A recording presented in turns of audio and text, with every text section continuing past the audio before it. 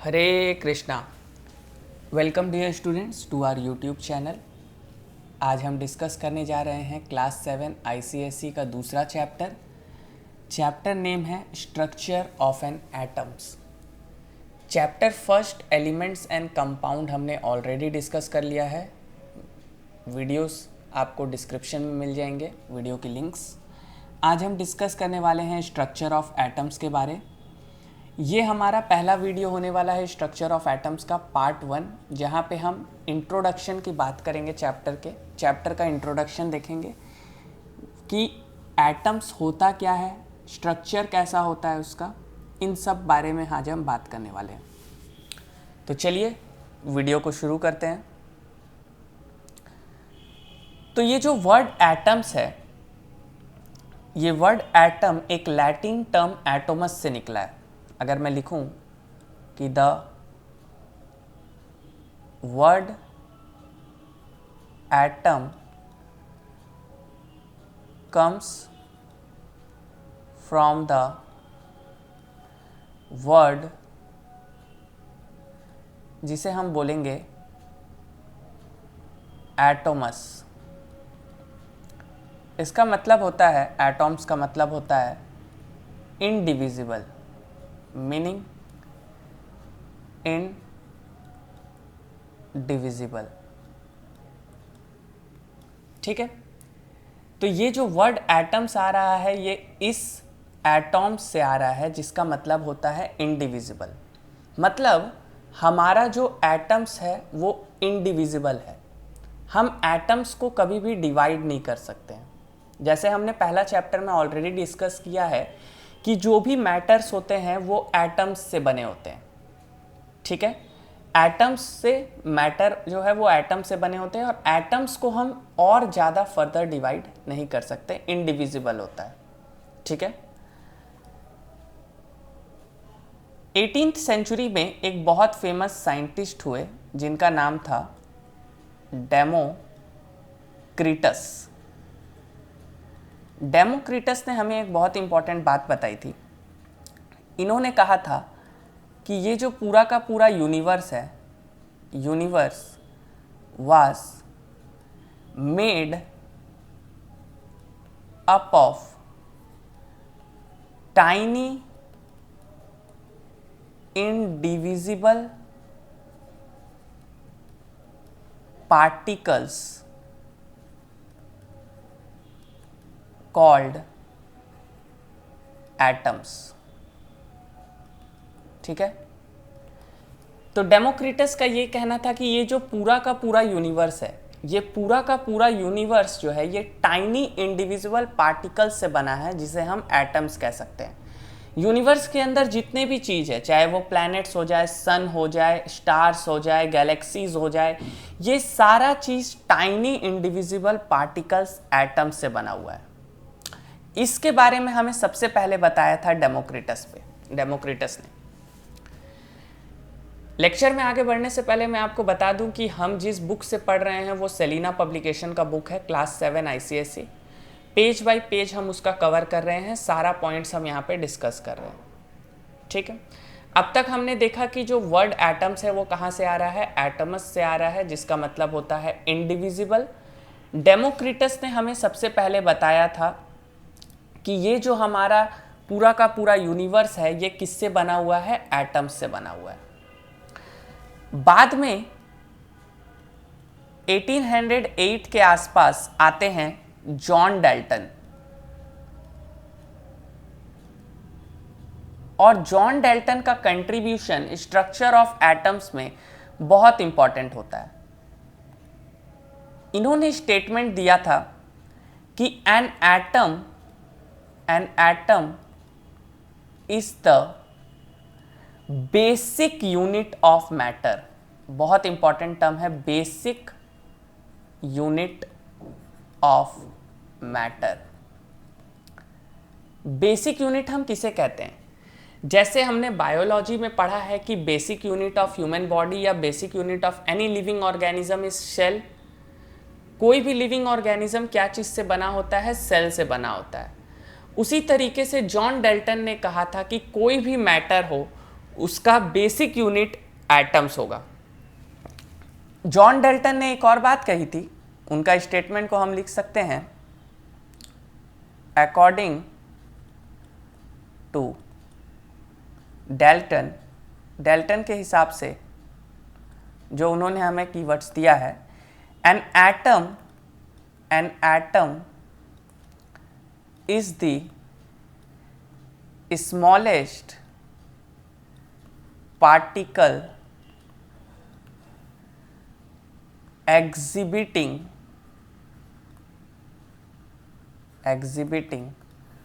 all the properties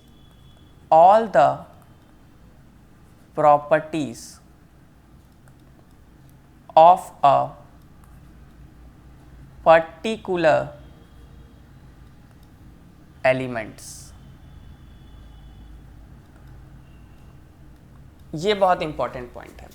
सबसे पहले तो हमें जॉन डाल्टन ने ये बताया कि हमारा जो मैटर का बेसिक यूनिट है दैट इज़ योर एटम्स।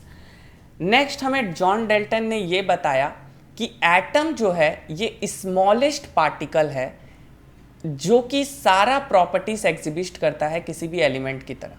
जैसे अगर मैं एग्जांपल बोलूँ, अगर मैं एग्जांपल में ले लूँ ऑक्सीजन, तो ऑक्सीजन हमारा एक एलिमेंट है, बट इस ऑक्सीजन को बनने में जितना भी एटम्स लगा है वो सारा एटम्स का प्रॉपर्टीज भी सिमिलर होगा ऑक्सीजन के। तो जॉन डाल्टन ने हमें ये बताया कि जो भी एलिमेंट का प्रॉपर्टीज है that will also be similar to element, मतलब एलिमेंट का और एटम्स का प्रॉपर्टीज हमेशा सेम होगा। ये बात हमें बताई गई थी जॉन डाल्टन के द्वारा। तो ये चैप्टर का अभी जस्ट बेसिक इंट्रोडक्शन है, हम देख रहे हैं इंट्रोडक्शन को कि क्या क्या रिसर्चेस हुए थे। ठीक है, अब आगे अगर हम चलते हैं 18th सेंचुरी के आसपास, अगर हम आते हैं 18th सेंचुरी के आसपास, तो 18th सेंचुरी तक ये माना जा रहा था, 18th सेंचुरी तक ये बिलीव किया जा रहा था कि atoms of element can not be divided, atoms of an element can not be divided। ये हमारा बिलीव किया जा रहा था 18th सेंचुरी के आसपास। 18th सेंचुरी तक ये माना गया था कि एटम्स अपने आप में इंडिविजिबल है और ज़्यादा उसे फर्दर डिवाइड नहीं कर सकते। जैसे मेरे पास अगर कोई भी पार्टिकल्स है तो हम उसे एटम्स तक ब्रेक कर सकते हैं, एक ऐसा पॉइंट आएगा जब एटम्स को और ज़्यादा फर्दर ब्रेक नहीं किया जाएगा। ये माना जा रहा था 18th सेंचुरी तक। बट 20th सेंचुरी में जब रिसर्चेस और ज़्यादा होते हैं, 20th सेंचुरी में जब आपका और ज़्यादा रिसर्च किया जाता है, जैसे कि आपके बहुत सारे न्यू साइंटिस्ट आते हैं, जैसे कि जे थॉमसन, गोल्डस्टीन, ये जो बड़े बड़े साइंटिस्ट आते हैं, जब रिसर्च आगे बढ़ते हैं तब हमें पता चलता है कि atoms can further be divided, atoms can further be divided into smaller units. तब हमें यह पता चलता है कि हम एटम्स को भी और ज़्यादा छोटे यूनिट्स में डिवाइड कर सकते हैं। ठीक है, तो बोला यह गया कि atoms are also made up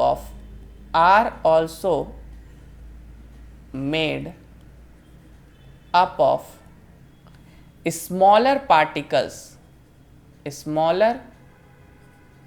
particles जिसे हम या तो फंडामेंटल पार्टिकल्स बोलते हैं, जिसे हम या तो फंडामेंटल पार्टिकल्स के नाम से जानते हैं, या कभी कभी हम इसे सब एटॉमिक पार्टिकल्स भी बोलते हैं। 18th सेंचुरी तक ये बिलीव किया जा रहा था कि एटम्स को आप और ज़्यादा फर्दर डिवाइड नहीं कर सक रहे हैं, बट 20th सेंचुरी में रिसर्चेस होते हैं रिसर्च होने से हमें ये पता चलता है कि हम एटम्स को अभी भी और फर्दर डिवाइड कर सकते हैं, और फर्दर डिवाइड करने पे हमें स्मॉलर पार्टिकल्स मिलेंगे जिन्हें हम फंडामेंटल पार्टिकल्स या सब एटॉमिक पार्टिकल्स बोल सकते हैं। और यही सब एटॉमिक पार्टिकल्स 3 टाइप के होते हैं। Number 1 electrons, number 2 protons, and number 3 neutrons.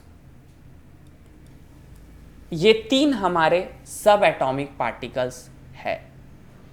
ठीक है, तो जो सबसे पहला हमें मॉडल मिल रहा है कि एटम्स के अंदर का, वो कुछ इस टाइप का हमें मिलता है। मैं आपको डायग्रामेटिक वे में बताना चाहूँगा। सपोज कर लेते हैं कि ये हमारा एक छोटा सा न्यूक्लियस है। इस न्यूक्लियस के बाद हमारे पास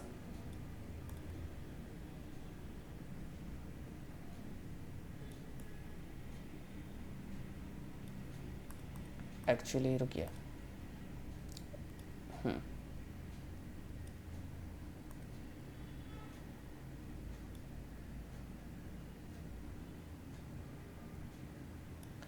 इस टाइप का हमें स्ट्रक्चर मिल के आ रहा था, जिस पे ये बोला जा रहा था कि सेंटर पे हमारा प्रोटॉन्स और न्यूट्रॉन्स होंगे, सेंटर पे हमारा प्रोटॉन्स और न्यूट्रॉन्स होंगे, और इलेक्ट्रॉन्स जो है वो इस शेल पे रिवॉल्व करेंगे।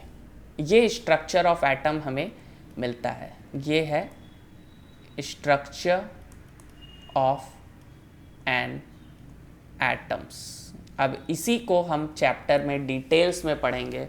इलेक्ट्रॉन्स क्या होता है, प्रोटॉन्स क्या होता है, न्यूट्रॉन्स क्या होता है। ठीक है, चलिए आगे बढ़ते हैं लेक्चर में।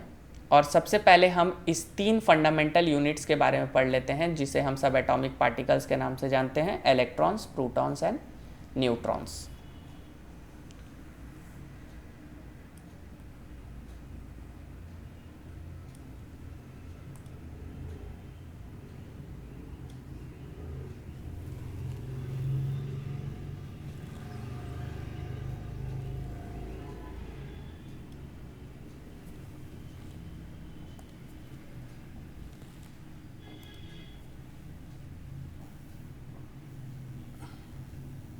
Wait a second.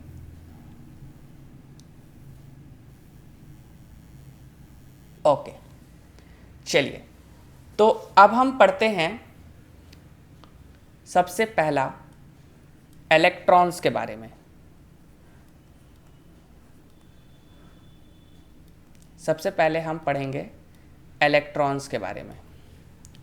इलेक्ट्रॉन्स का बारे में सबसे पहले हमें यह पता चलता है कि इलेक्ट्रॉन्स को डिस्कवर किया गया था।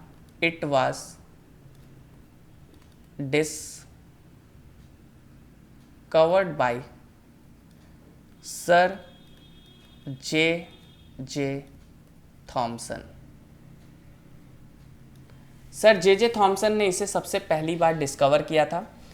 डिस्कवर कैसे हुआ था ये क्लास 9 का टॉपिक है, जिसमें हम पढ़ेंगे कैथोड रे एक्सपेरिमेंट। उससे इन्होंने डिस्कवर किया था। ये सब हमारा क्लास 9 का टॉपिक है। अभी हमें बस बेसिक्स जानना है। तो इलेक्ट्रॉन्स का डिस्कवरी सबसे पहले सर जे थॉमसन के द्वारा किया गया था। ठीक है, दूसरा पॉइंट ये है कि it is a negatively charge particle. Electron क्या है, तो it is a negatively charged particle. ये एक नेगेटिवली चार्ज पार्टिकल होता है। वैल्यू ऑफ 1 इलेक्ट्रॉन जो होता है हमारा, वैल्यू ऑफ 1 इलेक्ट्रॉन जो होता है that is your -1.6 into 10⁻⁻19 Coulomb होता है। और जो हमारा मास ऑफ एन इलेक्ट्रॉन होता है, मास ऑफ एन इलेक्ट्रॉन, ये जो हमारा होता है that is your 9.1 into 10⁻⁻28 grams.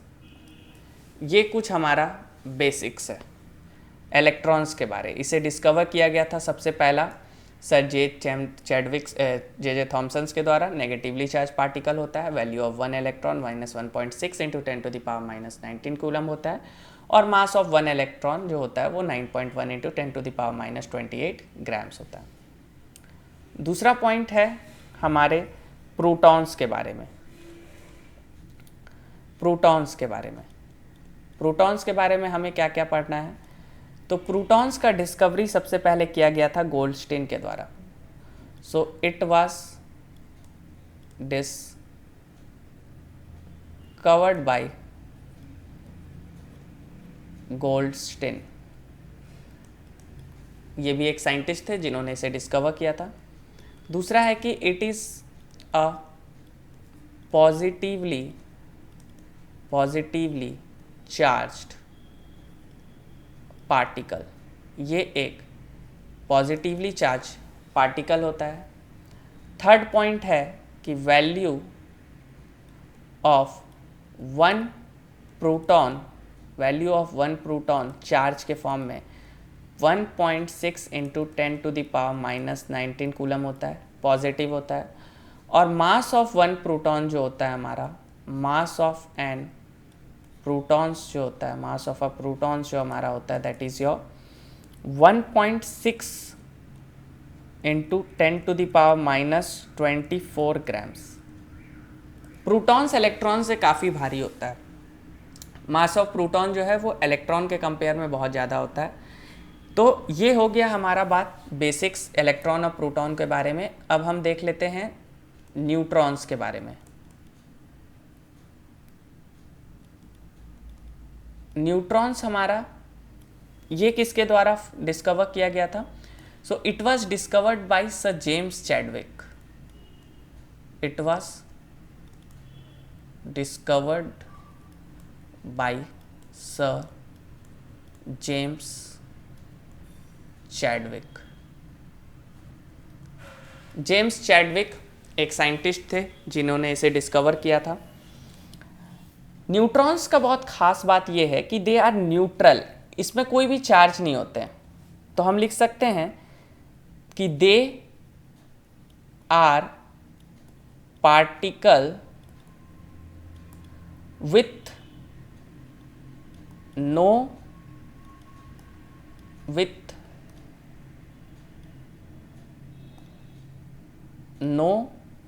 Electrical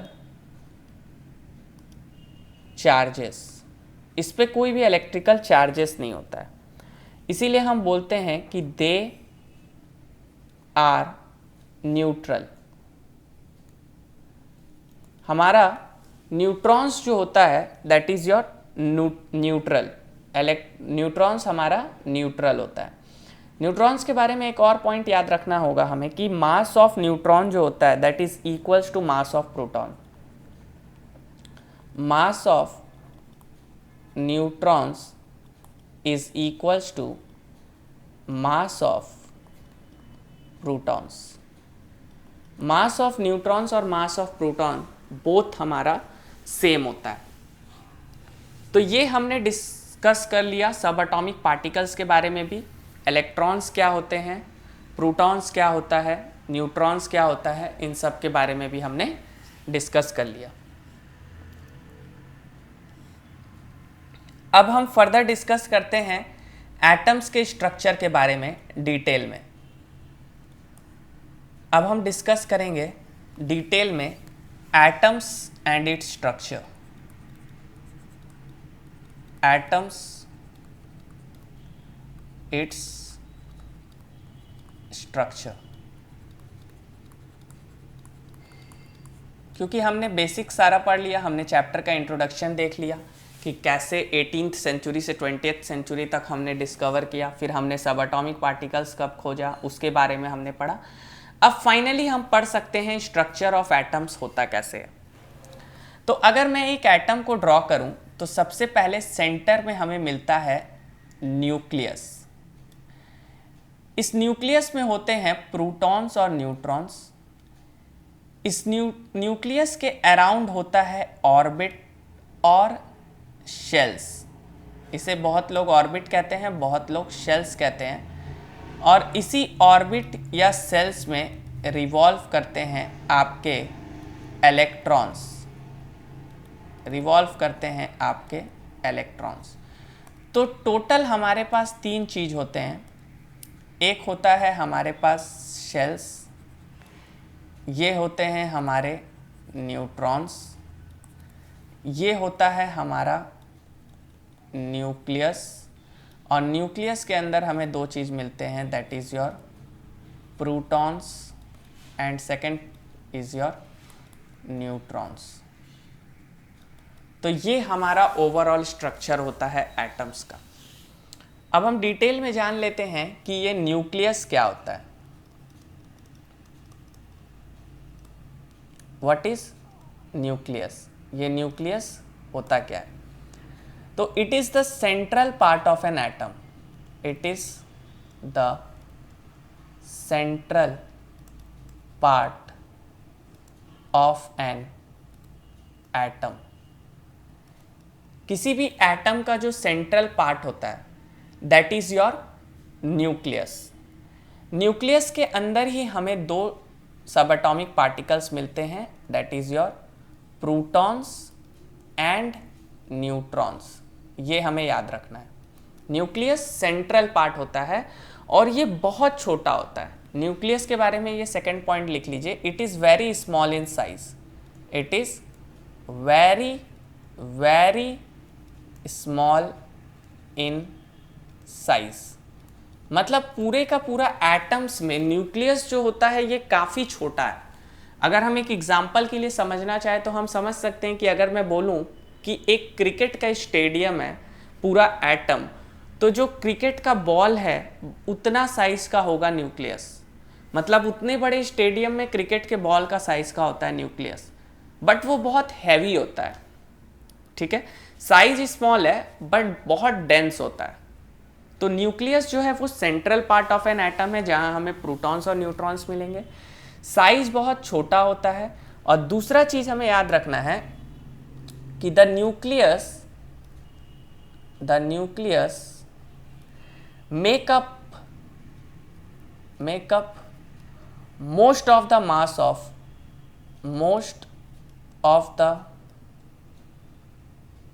of an atom। पूरे एटम का जो मोस्ट ऑफ द मास है वो किसके वजह से आ रहा है? न्यूक्लियस के वजह से। रीजन क्या है? Because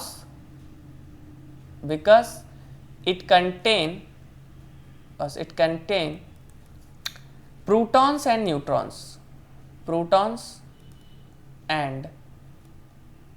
neutrons. तो जब 2 भारी मास के प्रोटॉन्स और न्यूट्रॉन्स सब एटॉमिक पार्टिकल न्यूक्लियस के अंदर है, इसके वजह से न्यूक्लियस का जो ओवरऑल वेट है या ओवरऑल मास जो है वो बढ़ जाता है। ठीक है, नेक्स्ट है हमारा, न्यूक्लियस को हमने डिस्कस कर लिया। अब हम थोड़ा शेल्स को समझ लेते हैं कि आखिर ये शेल्स क्या है। शेल्स को हम समझ लेते हैं। तो इसे हम बोल सकते हैं कि it is the imaginary path. Shells क्या है? It is the imaginary path in the empty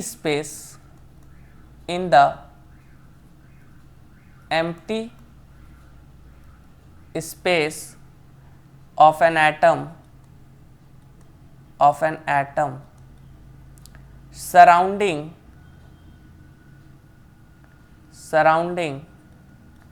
the nucleus in which electron revolve around, in which electrons revolve। ठीक है, तो शेल्स क्या है? शेल्स हमारा इमेजिनरी पाथ है। एम्प्टी स्पेस, एटम्स के एम्प्टी स्पेस पे हम एक इमेजिनरी पाथ अपने आप से इमेजिन करते हैं जहां पे इलेक्ट्रॉन्स जो है वो रिवॉल्व कर रहा होगा। ठीक है, एक्चुअली होता क्या है कि protons is a positively charge particle, electrons is a negatively charge particle, and you know that the 2 opposite charges, जब एक पॉजिटिव और एक नेगेटिव चार्ज को हम सामने रखते हैं तो क्या होता है? उन दोनों के बीच में फोर्स ऑफ अट्रैक्शन होता है। तो उसी फोर्स ऑफ अट्रैक्शन को यूज करके इलेक्ट्रॉन्स जो है वो क्या करते हैं, न्यूक्लियस के अराउंड रिवॉल्व करते हैं इन सर्टेन एनर्जी शेल्स, जिन्हें हम आगे अभी डिस्कस करेंगे। ये सारा टॉपिक हम आगे डिस्कस करने वाले हैं। तो ये हमने शेल्स के बारे में समझ लिया, ठीक है। हमने न्यूक्लियस को पढ़ लिया, हमने शेल्स को पढ़ लिया, स्ट्रक्चर ऑफ एटम हमने अच्छे से समझ लिया। नेक्स्ट टॉपिक हमारा ये बोला जाता है कि an atom is electrically neutral. Next point हमें ये बताया जा रहा है कि एक एटम जो होता है वो इलेक्ट्रिकली न्यूट्रल होता है। तो इस चीज को हम कैसे देख सकते हैं, एटम्स इज इलेक्ट्रिकली न्यूट्रल, इस चीज को हम कैसे बोल सकते हैं। नेक्स्ट टॉपिक है हमारा an atom is electrically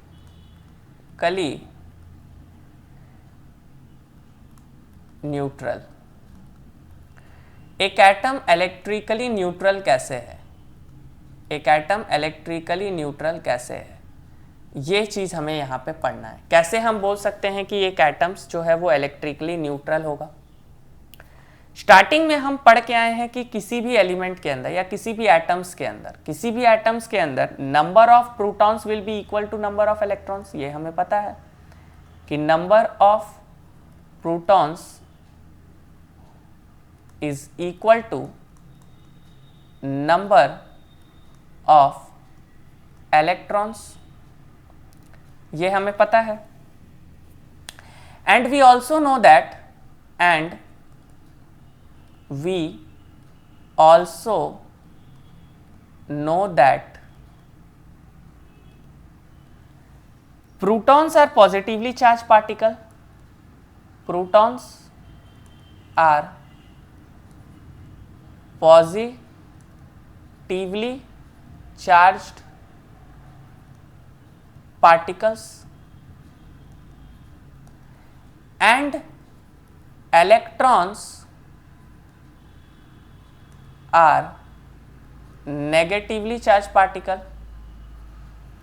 negatively charged particle। तो दो चीज तो हमें यहां समझ आ गया कि एक नंबर ऑफ प्रोटॉन्स इक्वल है नंबर ऑफ इलेक्ट्रॉन्स का, और दूसरा बात हमें यह समझ आया कि number of positively charge particle equal है नेगेटिवली चार्ज पार्टिकल के। नाउ पॉजिटिवली चार्ज के पास प्लस चार्ज होगा और नेगेटिवली चार्ज के पास माइनस चार्ज होगा। It means equal and opposite charges होंगे। It means there is equal and opposite charges, opposite charges. तो जब इक्वल एंड अपोजिट चार्जेस हैं सेम मैग्नीट्यूड के, जितना नंबर ऑफ प्रोटॉन्स है उतना नंबर ऑफ इलेक्ट्रॉन्स है, तो प्लस माइनस करने पे हमें जीरो वैल्यू आएगा। Therefore we can say that atom is electrically neutral. ये बात हम बोल सकते हैं कि हमारा एटम्स जो है वो इलेक्ट्रिकली न्यूट्रल है। एग्जाम्पल पे हम ले लेते हैं कि कोई एक एटम है जिसमें आपका प्रोटॉन्स है +6। एग्जाम्पल में ले रहा हूँ, एक एटम है X जिसके पास नंबर ऑफ प्रोटॉन्स है 6 और इसके पास नंबर ऑफ इलेक्ट्रॉन्स भी है 6। तो जब मैं इसका सम करूंगा, number of protons number of electrons same charges, तो मुझे एक वैल्यू मिलेगा 0। तो क्या मैं बोल सकता हूं कि ये न्यूट्रल होगा। तो एटम एज अ होल जो होता है वो न्यूट्रल होता है। तो हमने ये भी देखा कि एटम को हम कैसे बोल सकते हैं कि कोई भी एटम इलेक्ट्रिकली न्यूट्रल है। किसी भी एटम को हम इलेक्ट्रिकली न्यूट्रल कब बोल सकते हैं, जब नंबर ऑफ प्रोटॉन्स और नंबर ऑफ इलेक्ट्रॉन्स सेम होता है, तो एटम्स जो होता है वो इलेक्ट्रिकली न्यूट्रल कहलाता है। आज का लास्ट टॉपिक जो हमें खाली डिस्कवर करना है, that is your stability of an atom. किसी भी एटम का स्टेबिलिटी हम कैसे कर सकते हैं। तो आज का लास्ट टॉपिक है हमारा stability of an atom.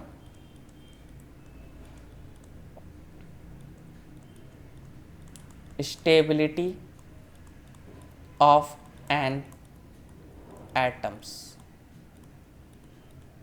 Page bye page book को कवर किया जा रहा है, साथ ही साथ आपको नोट्स भी यहाँ पे लिख के प्रोवाइड किए जा रहे हैं ताकि आप इसे रिवाइज कर सके। ठीक है, किसी भी एटम्स को स्टेबल होना ज़रूरी है अगर उसको एग्जिस्ट करना है तो, क्योंकि कोई भी एटम अगर स्टेबल नहीं होगा तो एग्जिस्ट नहीं कर पाएगा। ठीक है, अब आपको पता है कि एटम्स के अंदर 2 अपोजिट चार्जेस होते हैं, one is your positive charge and another is your negative charge. And हमें पता है कि 2 अपोजिट चार्ज के बीच में क्या होगा, एक फोर्स ऑफ अट्रैक्शन होगा। ठीक है, तो हम लिख सकते हैं कि we know that there exists a force of attraction between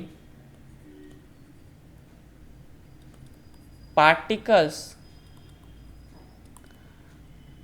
with a opposite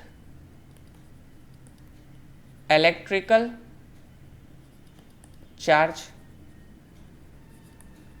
जब हमारे पास 2 अपोजिट इलेक्ट्रिकल चार्जेस है तो हमें पता होता है कि उसके बीच में एक फोर्स ऑफ अट्रैक्शन हो रहा होगा। ठीक है, और ये जो फोर्स ऑफ अट्रैक्शन है ये किसके वजह से क्रिएट हो रहा है, पॉजिटिव नेगेटिव के ऊपर बना रहा है और नेगेटिव पॉजिटिव के ऊपर बना रहा है। तो क्या हम इसको बोल सकते हैं, इस फोर्स को electrostatic force of attraction. Physics में हम ये चीज को बहुत अच्छे से पढ़ेंगे। Electrostatic force of attraction. Electrostatic force of attraction क्या होता है, this is a force of attraction जो कि 2 चार्जेस के वजह से आते हैं। ठीक है, तो इलेक्ट्रॉन्स क्या होता है, इसी इलेक्ट्रोस्टैटिक फोर्स ऑफ अट्रैक्शन को यूज करके एक सर्कुलर ऑर्बिट पे रिवॉल्व करना स्टार्ट कर देता है। जो हमें सबसे पहला जो हमें मिला था स्ट्रक्चर ऑफ एटम्स, उसके हिसाब से कुछ इस तरीके का था, प्लस न्यूक्लियस, और यहाँ पे इलेक्ट्रॉन्स कुछ इस तरीके से सर्कुलर ऑर्बिट पे रिवॉल्व कर रहे थे। इलेक्ट्रॉन्स कुछ इस तरीके से सर्कुलर ऑर्बिट पे रिवॉल्व कर रहे थे।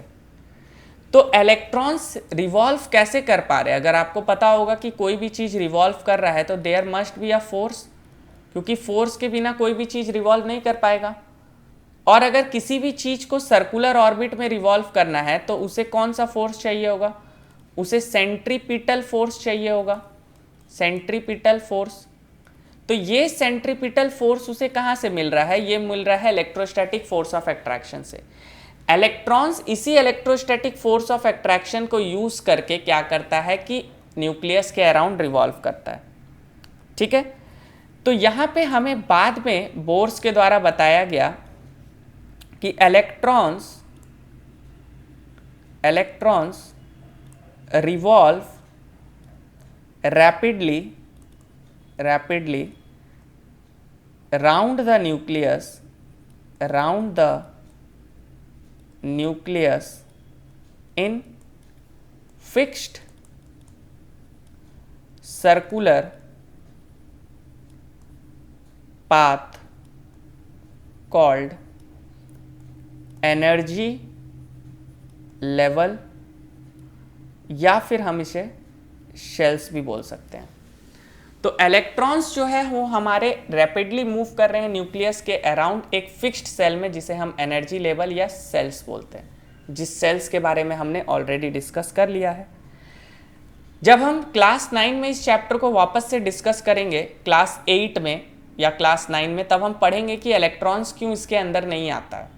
वो उसका कारण ये है कि एटम्स नाइदर लूज और gain energy without any external force.